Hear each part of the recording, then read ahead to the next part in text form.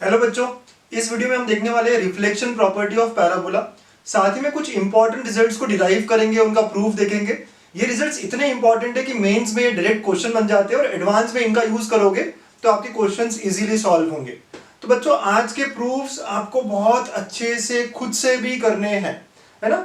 Make sure that आज के सारे प्रूफ्स आप अच्छे से लिखोगे आपके बुक्स में और खुद से सॉल्व भी करोगे, ठीक है बच्चों। और इन्हें याद भी रखना है। आपको याद रखने पे हमारे प्रॉब्लम्स को जो टाइम लगना है वो टाइम कम हो जाएगा ड्यूरिंग पेपर, ठीक है। इसके पहले वीडियोस में मैंने नॉर्मल, टेंजेंट, इन सब के बारे में बात की है, उनकी अलग अलग इक्वेशंस बताई है। आप में से कुछ बच्चों ने अगर मिस किया हो तो यहाँ आई बटन और साथ में डिस्क्रिप्शन में लिंक में दे देता हूँ। तो चलिए स्टार्ट करते हैं आज का सेशन। मैं हूँ अंकुश और आप देख रहे हैं आपका अपना मैथमेटिक्स चैनल गणित अंक। तो रिफ्लेक्शन प्रॉपर्टी ऑफ पैराबोला होता क्या है, ठीक है। तो ये क्या कह रहा है बेटा, पहले आप बात करेंगे इसका जो स्टेटमेंट है। tangent drawn at any point P, this is any point P, to a parabola bisects the angle between focal chord through P. अब देखिए P से आप एक फोकल कॉर्ड, मतलब फोकस से जाने वाला कॉर्ड बनाओगे, ये जाके कहीं कट करेगा यहाँ पे, तो this is a focal cord which passes through. ये फोकल कॉर्ड कब बनेगा, जब यहाँ कट होगा, तो ठीक है ना। P से जाने वाला फोकल कॉर्ड, ये मैंने दिखाया है यहाँ पे, SP जो लाइन है ये हमारा फोकल कॉर्ड बनने वाला है, ठीक है। And perpendicular from P to the directrix. Now this is a directrix, तो मैंने P से परपेंडिकुलर ड्रॉप किया है, ठीक है। तो ये जो एंगल है कौन सा, SPM, ये जो एंगल है SPM, the angle made by focal cord through P and perpendicular on the directrix is being bisected by tangent at that point, ठीक है। तो चलिए इसको प्रूव करेंगे और उसके बाद एक इसका कोरोलरी, इसका जो यूज है वो हम देखने वाले हैं। तो बच्चों स्टार्ट करते हैं। सबसे पहले तो मैंने पैराबोला पे देखा क्या लिया है, y² इक्वल टू 4ax लिया है। So parabola is y² equal to 4ax, ठीक है। आप हमेशा क्वेश्चन को कैसे शुरुआत करोगे, जब भी कोई क्वेश्चन इस तरह का दिया हो, राइट, इसको एज अ क्वेश्चन भी अगर आप लेते हो प्रूव करने के लिए, तो y² इक्वल टू 4ax। बेटा P पॉइंट लेना है आपको, तो जनरलाइज्ड पॉइंट लेना पड़ेगा। पैरामेट्रिक फॉर्म सबसे अच्छा होता है पैराबोला के लिए, तो P को हम ले लेते हैं 80² 280। जैसे ही हमने 80² 280 कह दिया बच्चों, अब मैं क्या कह सकता हूं कि टेंजेंट के बारे में बात हो रही है ना, तो टेंजेंट एट P का इक्वेशन क्या होगा। So tangent at P is given as, tangent at point P is, आपको याद है पैरामेट्रिक फॉर्म टेंजेंट का, it was nothing but ty equal to x plus 80²। ये टेंजेंट का इक्वेशन है, ठीक है बच्चों। ओके, मुझे प्रूफ क्या करना है, मेरे दिमाग में है कि मुझे ये एंगल बाइसेक्ट हो रहा है, SPM, ये एंगल बाइसेक्ट हो रहा है बताना है, ठीक है। ओके, नाउ बच्चों देखो, S पता है, P पता है, can I get this T coordinates, कैसे मिलेगा, ये टेंजेंट कट कर रहा है एक्सिस को, ठीक है। तो if I want to find T coordinates, so T का जो पॉइंट होगा इसका y कंपोनेंट 0 होगा बच्चों, करेक्ट। अगर मैं यहाँ पे y 0 रख देता हूं तो आप देखिए put y equal to 0 here, तो 0 इक्वल टू x प्लस 80² हो जाएगा, तो यहाँ से x क्या आएगा, माइनस 80²। तो ये पॉइंट हो गया हमारा माइनस 80² 0, ठीक है बच्चों। तो ये पॉइंट हो गया हमारा माइनस 80² 0। तो T के कोऑर्डिनेट्स आ गए हमारे माइनस 80² 0, क्योंकि T वो पॉइंट है जहां टेंजेंट इंटरसेक्ट कर रहा है एक्सिस को, जो कि x एक्सिस है हमारा।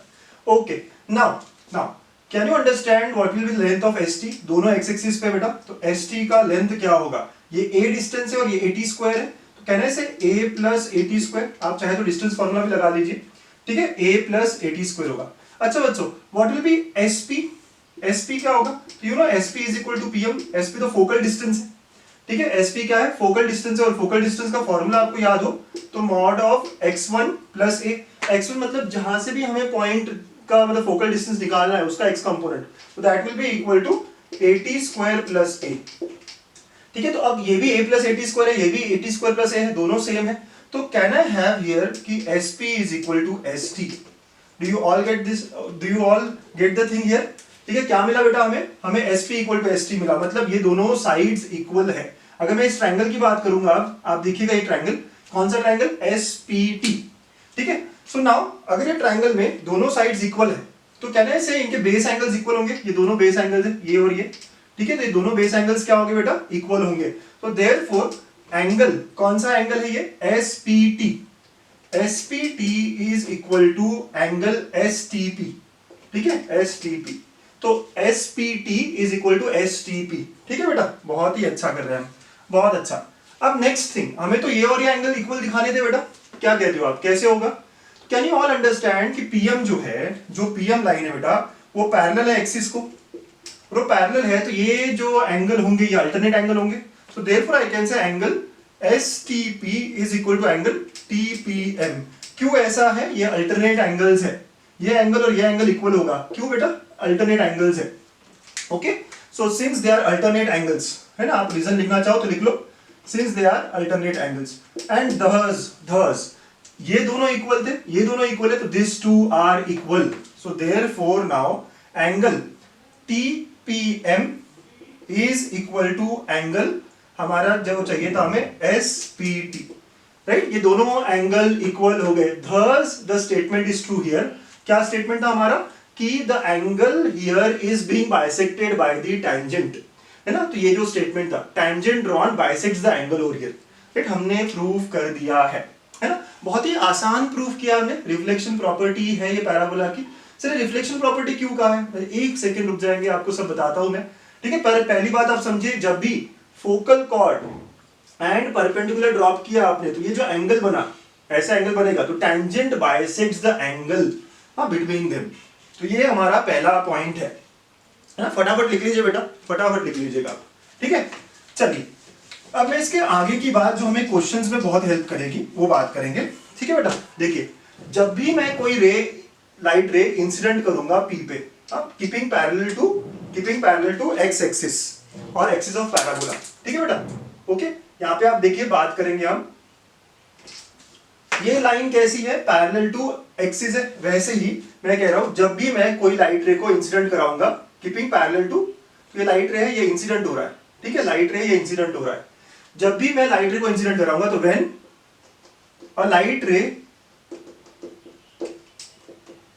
Is incident on the parabola, मतलब ये इंसिडेंट रे हो जाएगी ना हमारी, इज इंसिडेंट ऑन द और is sent to the parabola की parallel to its axis, parallel to axis of parabola, keeping it parallel to axis of parabola, then the reflected ray always passes through, always बोलना है, ठीक है, always passes through focus, always passes through its focus, ठीक है। ये हमारे काम की प्रॉपर्टी। सर ऐसे कैसे हुआ? देखो बेटा, ये इंसिडेंट रे है तो ये रिफ्लेक्टेड रे होंगी। क्यों? ये टैंजेंट ने बाइसेक्ट किया था एंगल, वैसे ही मैं यहाँ पे एक नॉर्मल ड्रॉ करूंगा, ठीक है, यहाँ पे हम नॉर्मल ड्रॉ कर लेंगे। तो ये जो PN है, बेटा, नॉर्मल मैंने ड्रॉ किया, ये PN भी इस एंगल को बाइसेक्ट करेगा। PN भी क्या करेगा? इस एंगल को बाइसेक्ट करेगा, राइट। तो कोरोलरी कह सकते हैं हम, जैसे टैंजेंट इस एंगल को बाइसेक्ट कर रहा है तो नॉर्मल भी इस एंगल को बाइसेक्ट करेगा। 90 डिग्री का एंगल होता है टैंजेंट नॉर्मल में, you can easily see that, ठीक है बेटा। तो ये नॉर्मल बाइसेक्ट कर रहा है, इसका मतलब ये इंसिडेंट रे और ये रिफ्लेक्टेड रे है। तो यहाँ पे जो हमारी काम की बात ये है कि जब भी आप लाइट रे को इंसिडेंट करोगे keeping parallel to the axis of parabola, it always get reflected. तो हम दिखा देते हैं कि हमारा हमेशा इंसिडेंट रे होगा और ये हमेशा हमारा रिफ्लेक्टेड रे होगा। तो इंसिडेंट रे अगर पैरेलल टू एक्सिस है तो reflected ray always passes through focus of the parabola, right, always passes through focus of the parabola. ये नोट कर लीजिए बेटा, बहुत ही इंपॉर्टेंट हमारे काम की प्रॉपर्टी है। तो when a light ray is incident on a parabola keeping itself parallel to axis of parabola, then the reflected ray always passes through focus of the parabola, right। आप देख रहे हो मैंने कैसे प्रूव करा हुआ है। चलिए इन पे क्विक क्वेश्चंस लेते हैं, है ना, कैसे क्वेश्चंस आए हुए हैं, एडवांस में आए हुए हैं, आप लिख लीजिए पहले प्रॉपर्टी। बच्चों दो एग्जांपल्स देखते हैं रिफ्लेक्शन प्रॉपर्टी पे, आप लोग खुद से भी ट्राई कर सकते हो बच्चों। ये फर्स्ट क्वेश्चन मेंस लेवल का है, मेंस में एक अच्छा क्वेश्चन माना जाएगा इसको, और सेकंड क्वेश्चन एडवांस में पूछा गया है। एडवांस के पेपर्स में यूजुअली जब भी हम पढ़ाते हैं तो हम ऐसे क्वेश्चंस पूछ लेते हैं। देखिए कितना, अगर प्रॉपर्टी पता हो तो सिंपली सॉल्व हो सकता है क्वेश्चन। देखिए क्या बोल रहा है, if incident ray from a point -1, 2 parallel to axis of the parabola, parabola y² = 4x है, सी शेप्ड होगा बेटा, ठीक है। तो ये पैराबोला में ड्रॉ कर लिया। अब -1, 2 कहीं यहाँ पॉइंट होगा, तो यहाँ से पैरेलल टू ये -1, 2 है, ठीक है बेटा, -1, 2 यहाँ से पैरेलल टू एक्सिस, तो ऐसी लाइन आपने डाली, ठीक है, पैरेलल टू एक्सिस ऐसी लाइन आपने डाली, ठीक है। तो ये आपका इंसिडेंट रे हुआ। So this is our incident ray, okay. Now incident ray जो है पैरेलल है बेटा, तो इसकी इक्वेशन क्या होगी इंसिडेंट रे की? y = 2 हो जाएगी। आप समझते हो, पैरेलल टू x एक्सिस मतलब y = k। तो ये जो पॉइंट होगा जो सरफेस पे आएगा इस कर्व के, उसका y कंपोनेंट 2 होगा, और y कंपोनेंट 2 है तो मैं x कंपोनेंट निकाल सकता हूं। तो since y = 2 in the equation y² = 4x, तो ये क्या हो जाएगा 2² = 4x, तो यहां से x = 1 आएगा बेटा, ठीक है। तो देयरफॉर क्या मतलब है कि इंसिडेंट रे कहां हिट हो रहा है? हमारे सरफेस पे, 1,2 पे हिट हो रहा है। अच्छा बेटा हिट तो हो गया, अब हिट होने के बाद ये हमेशा फोकस से जाएगा, तो जैसे भी लाइन होगी हमेशा क्या होगी, फोकस से जाएगी, फोकस से जाएगी। तो what is focus of this curve, right. तो आपको पता है a,0 होता है और यहाँ पे a क्या है, तो a इज 1 स्टैंडर्ड है, तो ये 1,0 हो गया, तो 1,0 हो गया, तो ये रिफ्लेक्टेड रे है ना बेटा। सो this is reflected ray which is passing through let us say point P and S। So therefore equation of reflected ray is, आपको क्लियरली समझ में आ रहा है दोनों का x कंपोनेंट सेम है, राइट। तो it is x equal to 1 और you can say x minus 1 equal to 0। देखिए कितना इजी हो गया ना क्वेश्चन, बहुत ही सिंपल।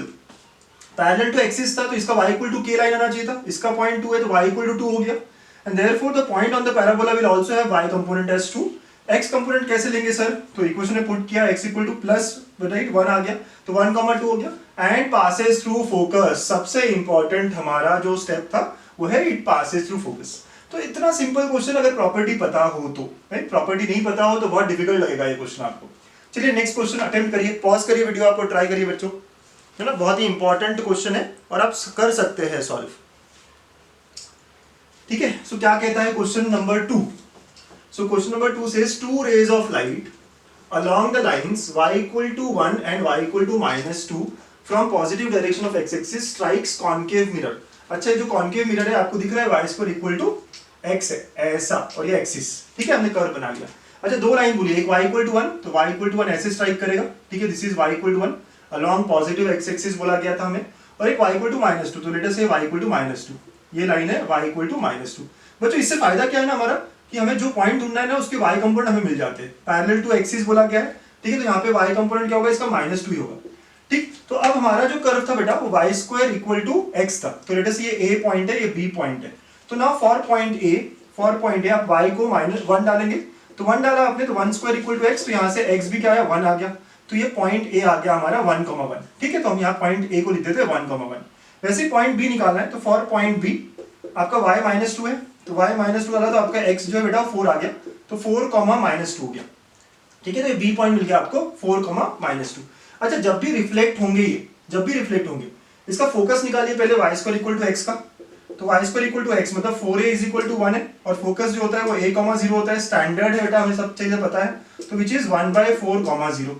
तो यहाँ पे अगर ये पॉइंट है कोई 1/4,0, ठीक है, हम दिखा देते हैं यहाँ पे, तो ये अगर यहाँ पे कहीं है 1/4,0 s, ठीक है, या इसको हमने c कहा है, तो हमें पता है कि इट ऑलवेज पासेस थ्रू, जब भी रिफ्लेक्ट होगी लाइंस तो हमेशा क्या करेगी, फोकस से पास होगी, तो यहाँ पे पास होने वाली है, ठीक है। तो आपको जहां दिखाना है इस पॉइंट को दिखा दीजिए आप, और ये यहाँ से पास होगी, तो ऐसे, और सिमिलरली ये भी पास होगी, ठीक है। So this is point C, this is point C. तो ये ट्राइंगल बन रहा है, तीनों का एक ट्राइंगल बनेगा, right. If you want to see the triangle, आप ड्रॉ कर लिए, कनेक्ट करिए तीनों पॉइंट को, तो यहाँ एक ट्राइंगल बनेगा बेटा, ठीक है, ऐसा ट्राइंगल बन रहा है। तो इसका एरिया निकालना है, तो this is C point. Now since all the 3 coordinates are known to us, तो एरिया ऑफ ट्राइंगल है ना, area of triangle ABC is half of, determinant आप सॉल्व कर लो, इजी, बहुत सारी मेथड्स, एक मेथड तो डिटर्मिनेंट भी हमारे पास है। तो ABC सबके कंपोनेंट्स पता है, तो I can have 1 1 1, next is 1/4,0 1, and next is 4 -2 1, ठीक है। इसको सॉल्व कर देंगे, we should get our answer, ठीक है बच्चों। तो 1/2 इंटू आप सॉल्व करिए, तो कैसे आता है ये देखिए, तो ये क्या हो गया 1 × 2 हो गया ये, ठीक है, 0 और minus of minus plus, then minus of, ठीक है, 1/4 -4, तो इट विल बी नाउ 1/4 -4, ठीक है, प्लस नेक्स्ट 1 लेके ये क्या होगा -1/2, तो -1/2, and I know area can not be negative, तो मॉड आएगा, जो भी आंसर होगा उसका मॉड ले लेंगे, ठीक है बच्चों। तो अब ये देखिए आप हाफ बाहर 2 माइनस, ये कितना हो गया 16, राइट, तो -15, सो 15/4 हो गया वो पार्ट बीच का, ठीक है, और ये -1/2 हो गया। ओके, एलसीएम ले लेते हैं बच्चों, तो एलसीएम लेंगे तो यहाँ 4 से मल्टीप्लाई करना पड़ेगा, यहाँ 2 से, तो ये 8 23 -2 21, ठीक है। सो 21 आएगा, नीचे 8 आएगा, तो thus I can say the answer is 21/8 square units। Option A is the correct answer, है ना। आप फिगर में थोड़ा समझ लेंगे और बेटर बना सकता था मैं फिगर, लेकिन आप समझते क्या हो रहा है, राइट। रिफ्लेक्ट होने के बाद ये हमेशा फोकस पे मिलेगा, तो ए पॉइंट इजीली मिल गया क्योंकि y1 है, बी पॉइंट इजीली मिल गया, y -2 है, तो करस्पॉन्डिंग नेक्स्ट पॉइंट मिल गया, और सी इज नथिंग बट फोकस, जो फिक्स्ड पॉइंट से इसको जाना था, राइट। आपने क्वेश्चन अगर पूरा पढ़ा है तो फिक्स पॉइंट फोकस है, which is 1/4,0। Now after having all 3 points, it is very easy to find area of triangle। तो एडवांस में अगर ऐसा क्वेश्चन बनता है तो वी आर लकी, राइट। तो लिख लीजिए, कंप्लीट कर लीजिए बच्चों आगे अब हम बहुत ही इंपॉर्टेंट नोट्स बनाने वाले, ऐसी प्रॉपर्टीज जो डायरेक्टली आपके मेंस के क्वेश्चंस होने वाले हैं और जैसे मैंने कहा था एडवांस में बहुत यूजफुल। हाँ तो बेटा आप ये सब नोट करिए और प्रूफ भी करिए, है ना। प्रूफ से आपका टॉपिक बहुत स्ट्रांग होगा। ठीक है, चलिए क्या कह रहा है, point of intersection of tangents को लेकर ना बहुत खास प्रॉपर्टी है। ठीक है, तो इंपॉर्टेंट नोट में पहला नोट है मेरा कि अगर हम point of intersection of tangents के बारे में बात कर रहे हैं, चलिए देखेंगे क्या होता है। तो पहला पॉइंट अगर मैंने लिया 81 स्क्वायर 281, मतलब इसका पैरामीटर है t1। ठीक है, इसका पैरामीटर अगर t2 ले लिया हमने तो ये हो गया हमारा 82 स्क्वायर 28t2। ठीक है, तो p और q दो पॉइंट्स है जहां पे हम टेंजेंट्स ड्रॉ कर रहे हैं। तो what will be equation of tangents now, ये जो कर्व है आपको दिख रहा है y square equal to 4ax है। तो इक्वेशन ऑफ टेंजेंट्स जो रहेगा यहाँ पे p एंड q वो कैसे हो जाएगा, तो t1y equal to x plus a t1 square, ये p पे हो गया टेंजेंट, और सेकंड हो जाएगा t2y is equal to x plus a t2 square. तो आपको जैसे साइमल्टेनियसली सॉल्व करना पड़ेगा पॉइंट ऑफ इंटरसेक्शन के लिए, तो सॉल्विंग साइमल्टेनियसली इनको सब्ट्रैक्ट अगर किया है मैंने, ठीक है, तो आपको पॉइंट ऑफ इंटरसेक्शन मिलेगा। तो ये कैंसिल हो गया, तो बच्चों ये कैंसिल कर देते हैं। यहाँ पे हो जाएगा t1 minus t2 times y is equal to a बाहर t1 square minus t2 square, ऐसी बात हो जाएगी। ठीक है, इसको और आगे बढ़ाते हैं, तो यहां से क्या आएगा बेटा, y will be equal to a times t1 plus t2 हो जाएगा। ठीक है, तो y कंपोनेंट जो है इंटरसेक्शन का, r का y कंपोनेंट आ गया which is a times t1 plus t2। ये t1 माइनस t2 यहाँ पे भी है, कैंसिल हो जाएगा बेटा। ठीक है, आप कर सकते हो। अब a t1 प्लस t2 आप y की जगह रखोगे तो x मिल जाएगा। तो नाउ लेट अस से इक्वेशन 1 है, इक्वेशन 2 है, so let us put it in equation 1। तो अगर मैंने 1 में पुट किया तो y की जगह, तो t1 इंटू y था तो a टाइम्स, ठीक है, t1 प्लस t2 ऐसे आ जाएगा, is equal to x plus a t1 square. ठीक है बेटा, आगे मल्टीप्लाई करते हैं तो a t1 square plus a t1 t2 is equal to x plus a t1 square. आप देखिए कुछ कैंसिल हो गया, तो x जो मिला वो हमें a t1 t2 मिला। तो ये जो point of intersection of tangents है, ये हमें क्या मिल गया है, ये हमें मिल गया है a t1 t2 a t1 plus t2। ठीक है, आप ये नोट कर लीजिए।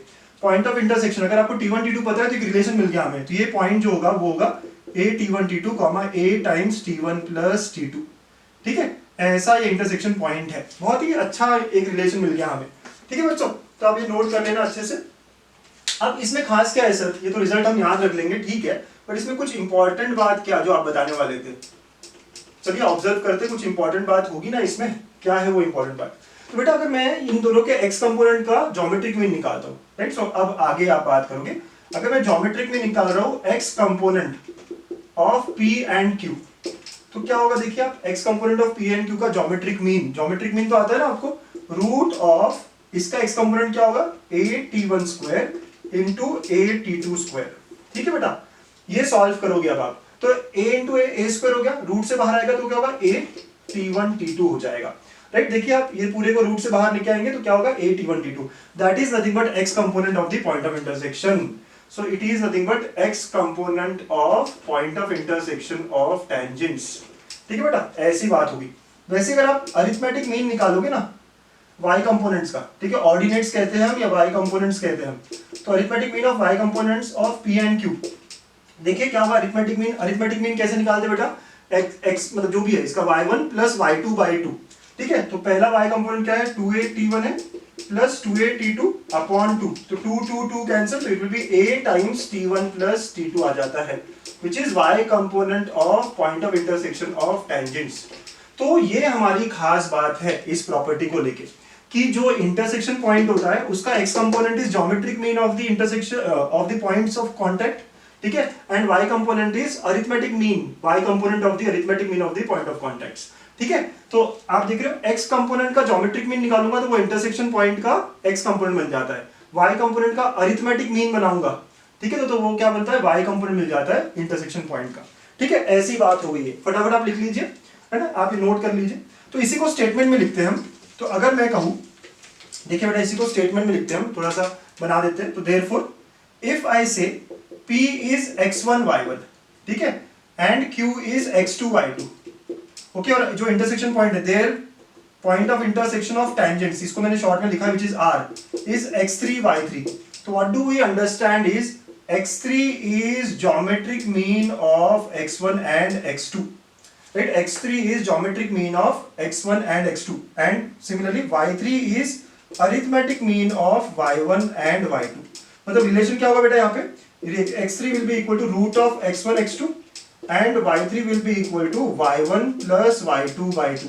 ठीक है, ऐसे आप यूज करोगे। ये प्रॉपर्टी मेंस में डायरेक्ट आया हुआ है, ये एक क्वेश्चन बना है हमेशा मेंस में। ठीक है बेटा, तो फटाफट जो सेकंड इंपॉर्टेंट नोट है, tangents drawn at the ends of focal cord. देखिए ये जो ए बी है ये फोकल कॉर्ड है क्योंकि फोकस से जा रहा है। तो जब भी मैं ए और बी इन पे टेंजेंट्स ड्रॉ करूंगा तो हमेशा कहाँ मीट करेंगे, डायरेक्ट्रिक्स पे मीट करेंगे। और साथ में ये एंगल जो होगा बेटा वो हमेशा कैसे होगा, परपेंडिकुलर 90 होगा। ये जो एंगल होगा ना यहाँ पे ये हमेशा परपेंडिकुलर 90 होगा। चलिए फटाफट इसको प्रूव करते हैं ना, let us try to prove it. तो पैराबोला जो है वो y square equal to 4ax है, जो हमने देखा यहाँ पे भी सी शेप्ड है। अच्छा, इसका पैरामीटर अगर मैंने t1 ले लिया, इसका t2 ले लिया, ठीक है, तो हमें पता है a कोऑर्डिनेट्स क्या हो जाते हैं, b कोऑर्डिनेट्स क्या हो जाते हैं। तो देयरफॉर जो इंटरसेक्शन पॉइंट है, लेट अस से इसको r कहा, तो r अभी हमने लास्ट में देखा था इंटरसेक्शन पॉइंट क्या होता है बेटा, a t1 t2 and a t1 plus t2 हो जाता है। ठीक है, तो ये इंटरसेक्शन पॉइंट है। Now we know for focal chord, we know if AB is a focal chord, अगर AB फोकल कॉर्ड है बेटा तो A और B के पैरामीटर में एक रिलेशन था, डू यू रिमेंबर दैट। अगर AB फोकल कॉर्ड है तो इनमें क्या रिलेशन था, T1 T2 इक्वल टू -1 है ना, T1 T2 इक्वल टू -1।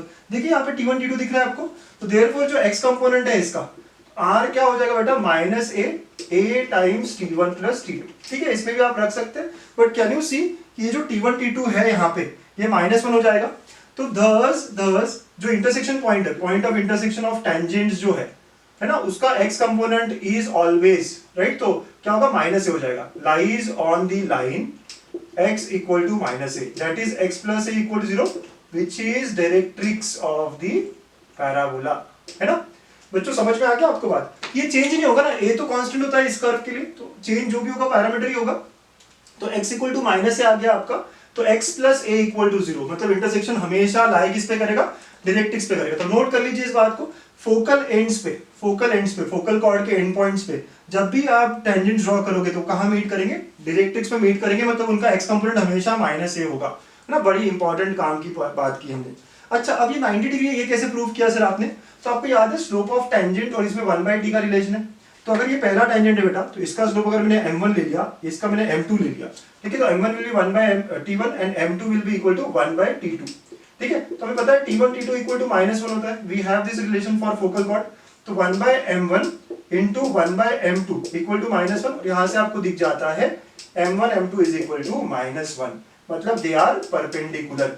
तो एंगल मेड इज आल्सो 90, मतलब कि जो भी टेंजेंट हम बना रहे हैं वो कैसे है, परपेंडिकुलर। सर कैसे, आपने पढ़ा था ना टेंजेंट, जब हम बात कर रहे थे स्लोप और टेंजेंट में एक रिलेशन होता है 1/t का, राइट। तो बस t1 t2 equal to -1 for focal chord, let us use it again. ठीक है, तो 1/m1 into 1/m2 equal to -1 and we get the relation required. तो ये टेंजेंट्स जो है परपेंडिकुलर होंगे। आपको याद है जब भी टेंजेंट्स परपेंडिकुलर होते हैं तो ऐसे लोकस, ये लोकस ही तो हुआ उसका, इसी को डायरेक्ट्रिक्स कहते हैं, राइट। तो डायरेक्टर सर्कल भी कहते हैं, आपको याद है। तो जो डायरेक्ट्रिक्स है it becomes director circle here, ठीक है, आप ये याद रखिए। तो for parabola director circle is directrix, है ना। So director circle is directrix, आप नोट कर लीजिए यहाँ पे। सो डायरेक्टर सर्कल का मतलब याद है आपको क्या होता है बेटा, डायरेक्टर सर्कल मतलब जहां से टेंजेंट्स 90 डिग्री हमेशा बनाते हैं। तो जब भी आप यहाँ पे कोई भी फोकल, जब भी आप यहाँ से टेंजेंट्स ड्रॉ करोगे तो हमेशा कहाँ मिलेंगे, फोकल एंड्स पे मिलेंगे, और उनके बीच में हमेशा एंगल जो रहेगा वो 90 रहेगा। तो director circle is directrix for parabola, है ना बेटा, ये नोट कर लेना आप, ये भी एक बहुत बढ़िया पॉइंट मिल जाता है हमको। ठीक है, तो बात बहुत क्लियर है हमें कि अगर फोकल एंड से अगर टेंजेंट ड्रॉ कर रहे हो तो मीट करेंगे हमें डायरेक्ट्रिक्स पे। वैसे ही डायरेक्ट्रिक्स से अगर आप टेंजेंट ड्रॉ कर रहे हो तो हमेशा कहाँ जाएंगे, फोकल एंड्स पे मिलेंगे, और वो एंगल हमेशा 90 बनेगा, है ना। ये वाइस वर्सा सारी चीज ट्रू है, आप नोट करिए अच्छे से समझ। बच्चों नेक्स्ट 2 प्रॉपर्टीज ये प्रीवियस ईयर के मेन से क्वेश्चंस भी है, तो हम इसको आंसर ही करेंगे। मैंने यहाँ फिल इन द ब्लैंक रखा है, ठीक है, आप भी ट्राई कर सकते हैं। Locus of feet of perpendicular from focus upon any tangent to parabola. ठीक है बेटा, क्या पूछ रहा है आपको देखना है, फीट ऑफ परपेंडिकुलर का लोकस निकालना है। मतलब मैं यहाँ से जब भी परपेंडिकुलर ड्रॉप करूंगा टू एनी टेंजेंट, ओके, तो लेट अस से मैंने कर किया y square equal to 4x, तो एनी टेंजेंट बोला ना बेटा, तो इक्वेशन ऑफ टेंजेंट स्टार्ट कर दो, आप जनरलाइज लेना। So equation of tangent is, आपको स्लोप फॉर्म में लेना है, स्लोप फॉर्म में ले लो, पैरामीट्रिक में लेना है, पैरामीट्रिक में ले लो, राइट। तो ty equal to x plus at square, इसको मैं लिख देता हूँ x minus ty plus at square equal to 0। ठीक है बेटा, ये हमारा इक्वेशन ऑफ टेंजेंट हो गया। मुझे फीट ऑफ परपेंडिकुलर चाहिए, वो भी कहां से, फोकस से। आप देखो जब भी मैं यहाँ से परपेंडिकुलर ड्रॉप करूंगा तो वो कहाँ मिलेगा वो देखना है मुझे। तो फीट ऑफ परपेंडिकुलर की बात हो रही है बेटा, ठीक है। तो चलिए फीट ऑफ परपेंडिकुलर के लिए एक फॉर्मूला है आपके पास, आपको याद है फीट ऑफ परपेंडिकुलर का फॉर्मूला, ठीक है। क्या है मैं यहाँ लिख देता हूँ, x minus x one by a is equal to y minus y one by b is equal to a x one plus b y one plus c divide by a square plus b square, और ये negative आता है, right. Sir ये A B वगैरह क्या है, तो आपको थोड़ा सा याद दिला दूं मैं कि जब भी मुझे x1 y1 का फीट ऑफ परपेंडिकुलर चाहिए होगा from line ax plus by plus c equal to 0, तो ये फॉर्मूला हम लेते हैं, ठीक है। तो चलिए यही फॉर्मूला हम यहाँ अप्लाई करेंगे बेटा, ठीक है। तो यहाँ अप्लाई करते हैं फॉर्मूला हम। तो देखिए हमें कहाँ से चाहिए है x1 y1, वो पॉइंट है जहां से आपको फीट डालना होता है। तो यहाँ पे क्या बोला है, feet of perpendicular from focus a, 0 हो जाएगा ये, तो यहाँ पे हो जाता है x माइनस ए, ठीक है, और ये y माइनस 0, ठीक है बेटा। अब ये जो है a और b, जो नीचे a b हमने लिखा है, ये कोफिशिएंट ऑफ द लाइन है। तो यहाँ कोफिशिएंट ऑफ लाइन क्या है, x का कोफिशिएंट 1 है और y का कोफिशिएंट माइनस टी है, या 1 आएगा या माइनस टी आएगा, is equal to minus of, ठीक है। अब ये हमें इक्वेशन ऑफ लाइन में वो फोकस को पुट करना पड़ेगा, राइट, जो पॉइंट है वो पुट करना पड़ेगा। तो यहाँ पे मुझे a, 0 सब्स्टिट्यूट करना पड़ेगा क्योंकि ax1 by1 मतलब वही हुआ है। तो आप यहाँ पे रखेंगे a, 0, राइट, हम a, 0 से ले रहे हैं ना, तो x की जगह पे a आएगा बेटा, तो माइनस ऑफ a माइनस 0 क्योंकि 0 हो जाएगा, प्लस ए टी स्क्वायर, ठीक है, डिवाइड बाय कोफिशिएंट के स्क्वायर, मतलब ये दोनों के स्क्वायर्स का एडिशन, तो 1 प्लस माइनस टी का स्क्वायर, ठीक है बेटा। ये इमेज या फीट निकालने के एक शॉर्टकट फॉर्मूलेज है ना, ये आपको याद होने चाहिए, ठीक है। थोड़ी कोशिश किया बताने की आपको। अब आगे x minus a upon 1 is equal to, ये हो गया y upon minus t is equal to, ये आप देखेंगे तो माइनस ऑफ a कॉमन आ जाएगा बेटा, 1 प्लस टी स्क्वायर, और नीचे पे भी 1 प्लस टी स्क्वायर, और ये कैंसिल हो गया। तो from here x minus a upon 1 equal to a and y by minus t equal to minus a, sorry minus a, ठीक है, यहाँ पे माइनस ए बचा है ना। तो आप देखेंगे यहाँ से x इक्वल टू 0 आ जाता है और y इक्वल टू 80 आ जाता है, ठीक है। इसका मतलब जो फीट ऑफ परपेंडिकुलर होगा, फीट ऑफ परपेंडिकुलर क्या होगा, feet of perpendicular will be 0, 80। तो y कंपोनेंट तो क्या होगा, इसका चेंज होते रहेगा, लेकिन x कंपोनेंट हमेशा 0 रहेगा। तो देयरफॉर आई कैन से the locus is x equal to 0 which is tangent at vertex in our case। हमेशा x कंपोनेंट 0 होना चाहिए। तो जब भी मैं इस पे से फीट परपेंडिकुलर डालूंगा बेटा, तो यहाँ पे ये कहाँ मिलेगा, यहाँ मिलेगा, राइट। ये जो इंटरसेक्शन पॉइंट है टैंजेंट का और इसका, राइट, यहाँ मिलेगा, ये हमेशा 90 रहेगा, ठीक है। जब भी मैं फीट डालूंगा it will always lie on tangent at vertex. तो इसका आंसर क्या हो गया, it is tangent at vertex. कैसे आया सर ये टैंजेंट वर्टेक्स, क्योंकि हमारा आंसर आया ना x इक्वल टू 0। आप देखो चेंज नहीं हो रहा है ना, x हमेशा 0 है, राइट। तो x हमेशा 0 है, मतलब ये हमेशा किस पे लाई करेगा, y एक्सिस पे, which is tangent at vertex for our parabola, ठीक है बेटा। तो ये हमारा थर्ड पॉइंट हुआ है, ओके। तो लिख लीजिए आप, फटाफट कर लीजिए कंप्लीट इसको, है ना। इसके बाद आगे बोला है इमेज ऑफ फोकस। तो इसी क्वेश्चन में फोकस का इमेज, इसी के अराउंड इमेज बोला गया है। तो इमेज में क्या होता है, ज्यादा कुछ बदलता नहीं है ना इमेज में, ये आपने लिख लिया होगा। तो इमेज में क्या होता है, सिर्फ एक चेंज है, फॉर्मूला तो सेम है हमारा, बस यहाँ पे इमेज के लिए, ये फीट ऑफ परपेंडिकुलर था, इमेज के लिए बेटा क्या हो जाता है, x minus x one by a is equal to y minus y one by b is equal to minus 2 times हो जाता है a x1 plus b y1 plus c upon a square plus b square. Same सारी चीजें, सिर्फ यहाँ पे क्या आएगा, 2 टाइम्स हो जाएगा। तो चलिए हमारे केस में फोकस की बात हो रही थी, तो x minus a upon coefficient of x is 1 is equal to y minus 0 upon coefficient of this is minus t is equal to minus 2 times. यहाँ पे आपको क्या करना पड़ेगा, इस लाइन की इक्वेशन में a, 0 रखना पड़ेगा। तो a plus a t square upon 1 plus t square. तो देखिए सॉल्व होके क्या आ रहा है, x minus a upon 1 y by minus t is equal to minus 2a बचेगा, ठीक है। तो आप सॉल्व करोगे x minus a equal to minus 2a और y इक्वल टू 280 हो जाएगा, आप सॉल्व कर रहे हो यहाँ से। तो यहाँ से क्या आ रहा है, x इक्वल टू माइनस ए आ रहा है एंड y इक्वल टू 280। तो आपको दिख रहा है ये हमेशा कांस्टेंट है, मतलब ये हमारा लोकस हो जाएगा। तो देयरफॉर जो इमेज है वो हमेशा क्या करेगी, x plus a equal to 0 पे लाई करेगी, राइट। तो is the locus of image, मतलब इमेज हमेशा किस पे लाई करेगी बेटा, x प्लस ए। आपको याद है कौन सी लाइन है, वो सर डायरेक्ट्रिक्स है। जब भी मैं इसका इमेज निकालूंगा बेटा, तो इमेज निकालूंगा तो वो कहाँ आएगा, इमेज यहाँ पे आएगा, परपेंडिकुलर के आगे वगैरह वगैरह, राइट। तो image will always lie on directrix. तो image of focus in any tangent to the parabola lies on its directrix, है ना। तो बहुत ही अच्छी प्रॉपर्टीज हमने प्रूव भी कर लिया है, ठीक है। ये इमेज के लिए प्रूफ था।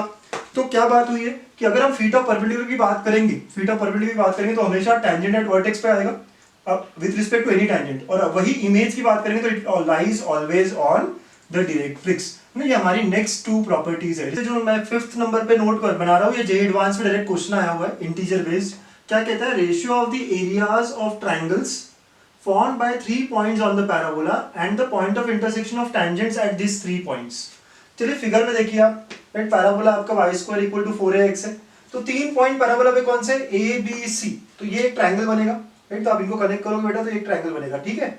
तो ये एक हमारा एरिया बनेगा इसका फिर ट्रायंगल का। तो ABC is a area of triangle बताना है हमें। और फिर यहाँ पे हमने टेंजेंट्स ड्रॉ किए जो इंटरसेक्ट होते हैं पी क्यू आर पे, तो पी क्यू आर भी एक ट्रायंगल बन रहा है बेटा। तो हमें क्या निकालना है? Ratio of the area of triangle ABC and triangle PQR ना, this is what we are supposed to find here. समझिए, स्टेटमेंट पढ़ लीजिए आप। Ratio of the areas of the triangle formed by 3 points on the parabola. 3 points कौन से? A B C, तो ये एक ट्रायंगल बना। And the point of intersection of the tangents, तो टेंजेंट्स ए पे ये टेंजेंट है, बी पे ये टेंजेंट है, राइट, तो सी पे तीनों टेंजेंट्स अलग अलग मिले, उनके इंटरसेक्शन पॉइंट से जो ट्रायंगल बना है, राइट, तो ये हमें निकालना है बच्चों, ठीक है। ओके, तो कैसे शुरू करें सर? तो सबसे पहले हम एबीसी का एरिया निकाल लेते हैं। तो एबीसी का एरिया, राइट, तो ये T1 पैरामीटर लिया, ये T2 पैरामीटर लिया, ये T3 पैरामीटर लिया, तो हमें तीनों पॉइंट्स मिल गया बेटा। तो ट्रायंगल एबीसी का एरिया क्या आएगा? अगर तीनों पॉइंट्स पता है आपको तो x1 y1 1। अब अगर T1 पैरामीटर है तो पहला पॉइंट क्या हो जाएगा? 81 स्क्वायर 281 1। सेकंड पॉइंट हो जाएगा 82 स्क्वायर 282 1 एंड 83 स्क्वायर 2833 1। ठीक है, ये हो जाएगा एरिया ऑफ ट्रायंगल। इसको अब हमें सॉल्व करना है। आप देख रहे हैं यहाँ से मैं कॉलम 1 में से a कॉमन निकाल सकता हूँ, यहाँ से 2a निकाल सकता हूँ, तो वो कर लेते हैं उतना। तो हाफ a कॉमन निकाला आपने, 2a कॉमन निकाला, तो क्या बचेगा? T1 square T1 1, T2 square T2 1, T3 square T3 1। पहले आप ABC का एरिया निकाले, ठीक है। अब ये 2 और ये 2 तो कट गया, बाहर a स्क्वायर बचा है, तो ये हो गया a स्क्वायर इंटू। बेटा अब जब भी 3 वंस आते हैं तो आपको पता है डिटरमिनेंट सॉल्व कैसे किया जाता है? 3 वंस को आप 2 जीरोस में कन्वर्ट करते हो, राइट। तो आप क्या ऑपरेशंस करोगे? R1 को ऐसे ही रखोगे, R3 को आप चेंज करो R3 माइनस R1, R2 को आप चेंज करो R2 माइनस R1, ठीक है। तो रो 1 को वैसे ही रखना है, R2 और R3 को आप रो 1 से सब्ट्रैक्ट करोगे, ठीक है। क्या होगा अब? तो रो 1 तो वैसे ही हो गया T1 स्क्वायर T1 1। ध्यान से देखिएगा, रो 2 को आप रो 1 से सब्ट्रैक्ट कर रहे हो, तो क्या होने वाला है बेटा? यहाँ पे T2 square minus T1 square आने वाला है। यहाँ पे क्या आएगा? T2 माइनस T1 आएगा और ये 0 हो जाएगा। सिमिलरली रो 3 को आप रो 1 से सब्ट्रैक्ट कर रहे हो, राइट, यही लिखा है आपने।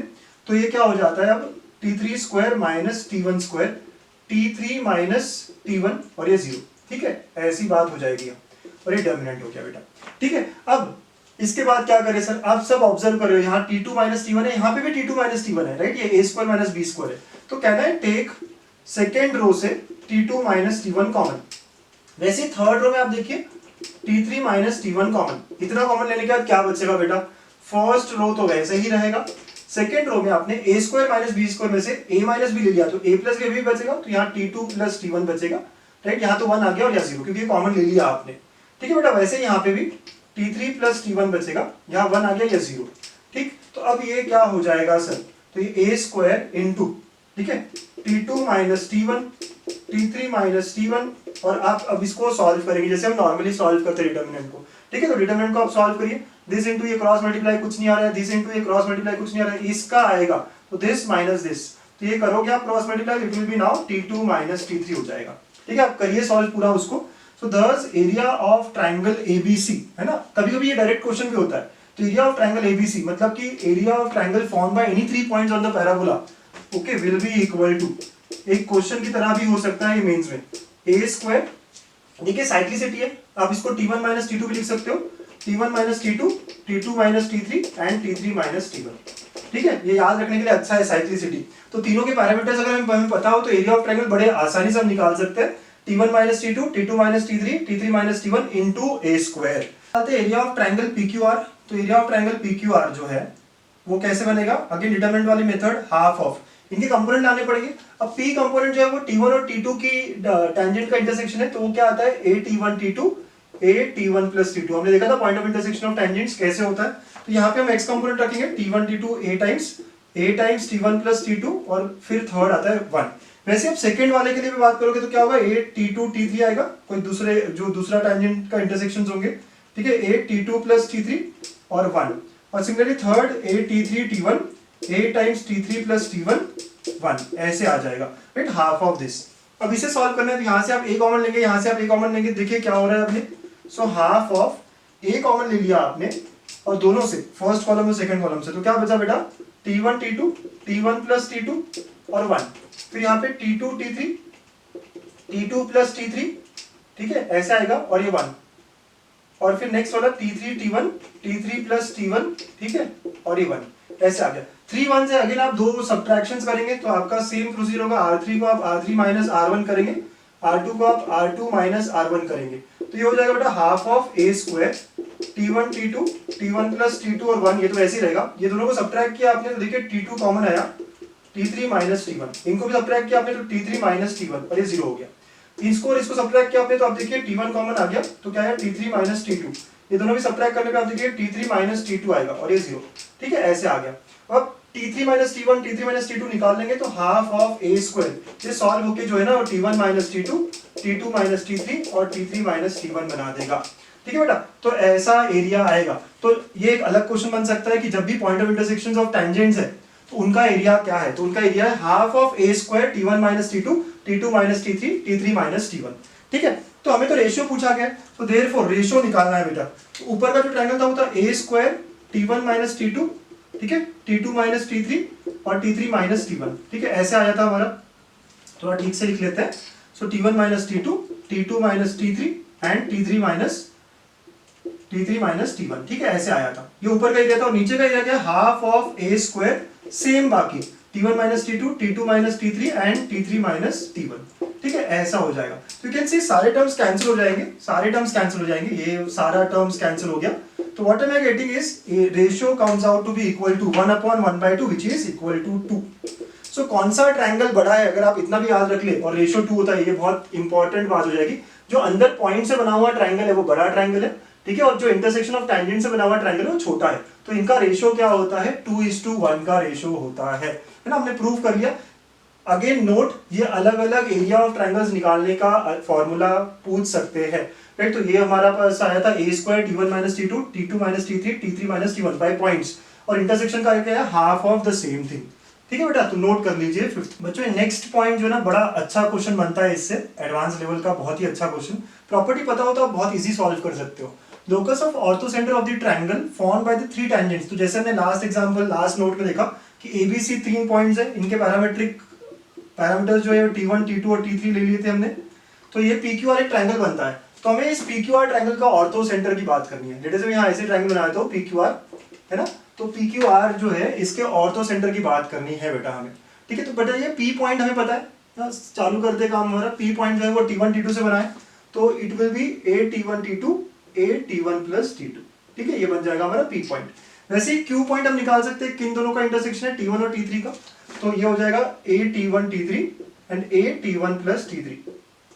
अगर ये क्वेश्चन आता है एग्जाम में तो आपको बिल्कुल डरना नहीं है, आपको ऐसे ही सॉल्व करना है। हाँ, हम बार बार प्रूफ देख रहे हैं तो ये एग्जांपल्स में हेल्प होने वाली हमारी। और सिमिलरली R पॉइंट किस दोनों का इंटरसेक्शन है बेटा, T2 और T3 का, तो ये क्या हो जाएगा हमारा A T2 T3 and A times T2 plus T3। तो तीनों पॉइंट्स आ गए। अब हमें ऑर्थो सेंटर की बात करनी है, ठीक है बेटा। तो ऑर्थो सेंटर क्या होता है, वर्टेक्स से जाएगा और perpendicular to the other side, vertex से जाएगा और perpendicular to the other side. ये पॉइंट हमें H, इसका लोकस निकालना है, ठीक है। तो दो अल्टीट्यूड्स का इंटरसेक्शन, 2 या 3, तो मैं 2 भी दिखा दूं तो काफी है। अच्छा बच्चों, अब मुझे ये बात बताइए, ये जो A से जा रहा है ये PQ एक टेंजेंट है, ओके। तो क्या आप मुझे PQ का स्लोप बता सकते हैं? सर दोनों पॉइंट्स पता है, हम निकाल लें। इतनी मेहनत क्यों करनी है बच्चों? PQ is nothing but tangent at point A, tangent at A जिसका पैरामीटर T1 है। तो क्या मैं कह सकता हूं इसका स्लोप जो होगा वो क्या होगा, slope of PQ will be nothing but 1/T1। कैसे आया ये? अब पैरामीटर और स्लोप का रिलेशन याद है आपको, m इक्वल टू 1/T होता है। तो PQ का जो स्लोप है बेटा, PQ का वो क्या होगा, 1/T होगा। मैं यहाँ लिख देता हूँ, PQ का स्लोप 1/T होगा। वैसे QR जो है, QR T3 पे है, तो QR का स्लोप क्या होगा बेटा, 1/T3, ठीक है। और सिमिलरली इसका स्लोप क्या हो जाएगा, 1/T2। सबके स्लोप्स ऐसे हो जाएंगे। PQ जो है वो टेंजेंट एट A वाला है, तो इसका स्लोप 1/T1 हो जाएगा। QR is standing at C, तो पैरामीटर T3 है तो 1/T3 एंड सिमिलरली। ये क्यों लिया सर आपने, अब आपको समझ में आ ही जाएगी बात। अल्टीट्यूड्स की इक्वेशन निकालूंगा मैं, so equation of altitude from point P। क्या होगा बेटा इक्वेशन ऑफ अल्टीट्यूड, ये परपेंडिकुलर है QR से, तो कहना है से अगर इसका स्लोप 1/T3 है तो ये जो अल्टीट्यूड है PH है ना, फ्रॉम P मतलब कि दैट इज PH, इसका स्लोप क्या हो जाएगा, slope will be equal to -T3। Sir कैसे, परपेंडिकुलर है बेटा, m1 m2 इक्वल टू -1 आप लगा लो राइट, तो -T3 हो जाएगा। तो इक्वेशन क्या होगी, y minus a times T1 plus T2, ठीक है ऐसे हो जाएगा, is equal to minus of T3 x minus a T1 T2, ठीक है। आपका पहला अल्टीट्यूड बन गया है ना, point P, it is passing through point P, so passes through point P, तो पॉइंट P को यूज किया और स्लोप को भी यूज कर लिया। वैसे ही बेटा इक्वेशन ऑफ नेक्स्ट अल्टीट्यूड लेते हैं हम, equation of altitude from Q मतलब that is QH। So QH का इक्वेशन अगर लेना है तो इसका स्लोप T2 है, तो इसका स्लोप क्या होगा, तो इसका स्लोप हो जाएगा -T2, ठीक है बेटा। तो इक्वेशन क्या होगी, y माइनस Q से पास हो रहा है a T1 T3, a T1 plus T3, y component जो है a times T1 plus T3, ठीक है बेटा, is equal to -T2 x minus a T1 T3, ठीक है ऐसे हो जाएगा। तो दोनों अल्टीट्यूड्स आ गए बेटा में, हमें अब h निकालना है, मतलब इनका पॉइंट ऑफ इंटरसेक्शन निकालना है, तो solve simultaneously to get point of intersection.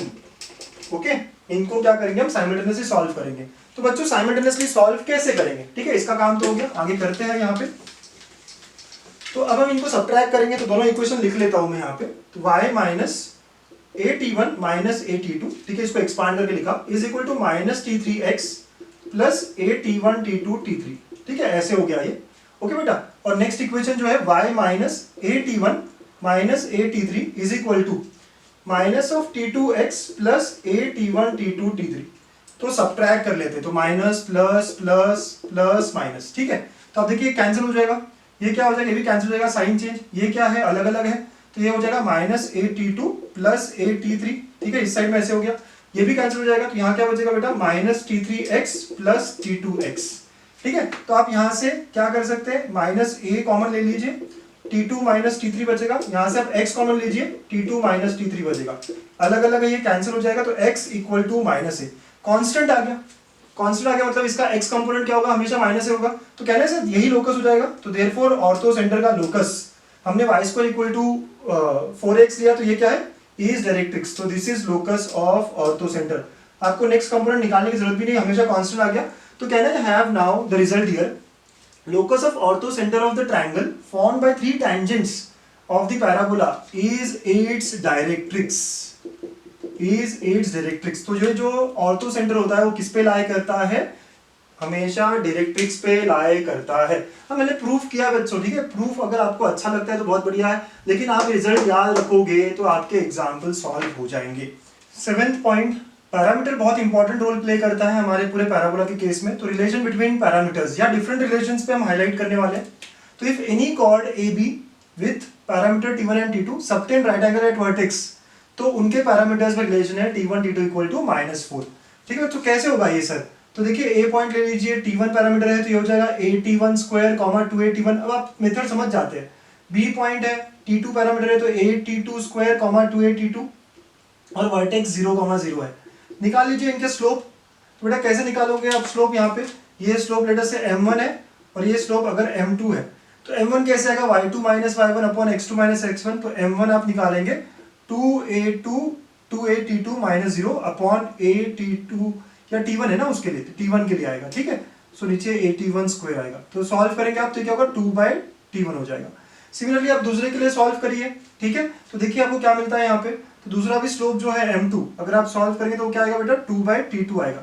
And since they are perpendicular 2/t1 2/t2, तो परपेंडिकुलर है मतलब क्या होना चाहिए बेटा m1 m2 इक्वल टू -1 होना चाहिए, ठीक है। आप सॉल्व करो m1 m2 इक्वल टू -1 को, तो 2/t1 into 2/t2 is equal to -1, तो यहाँ से मिला मुझे t1 t2 इक्वल टू -4, ठीक है। ऐसे सारी चीजें अब मुझे लगता है आप समझ गए हैं कैसे सॉल्व करना होता है, कैसे प्रूव करना होता है। तो अब आगे के रिजल्ट्स हम एज इट इज ले लेते हैं, ठीक है। अब ये तो प्रूव किया हुआ है हमने, अगर कोई फोकल एंड्स है, अगर ये ए बी फोकल एंड्स होता तो T1 T2 क्या होता है -1। फिर नेक्स्ट बात हमने कही हुई है, हमने पहले नॉर्मल के लेक्चर में देखा हुआ है कि normal at point P which meets again at to the curve at Q, इनके पैरामीटर T1 T2 है, then the relation between them is T2 is equal to minus T1 minus 2 by T1। ठीक है, picture समझ में आने के लिए आपको देखिए ऐसा कुछ है कि ये हम लोग नॉर्मल ड्रॉ कर रहे हैं या टेंजेंट नॉर्मल, तो ये normal at point P cuts the curve again at point Q, ये फिर से मिल रहा है, PQ becomes नॉर्मल कॉर्ड। तो बेटा नेक्स्ट प्रॉपर्टी कहता है कि ये जो नॉर्मल कॉर्ड है ये 90 कब सबटेंड करेगा वर्टेक्स पे, जब टी स्क्वायर इक्वल टू 2 होगा। अब टी कहाँ पे सर, तो इसको टी ले लीजिए और इसको आप लेके आ सकते हैं डी के फॉर्म में यूजिंग दिस। तो ये पैरामीटर क्या हो जाएगा minus T minus 2 by T. ठीक है बेटा, और आप सॉल्व कर सकते हैं। ओके, और वैसे ही ये जो नॉर्मल कॉर्ड है जब फोकस पे 90 बनाएगा फोकस पे, तो टी स्क्वायर इक्वल टू 4 ऐसा रिलेशन आएगा। ठीक है, जब फोकस पे 90 बनेगा, तो वर्टेक्स पे 90 बनने पे t square equal to 2, focus पे 90 बनने पे टी स्क्वायर इक्वल टू 4।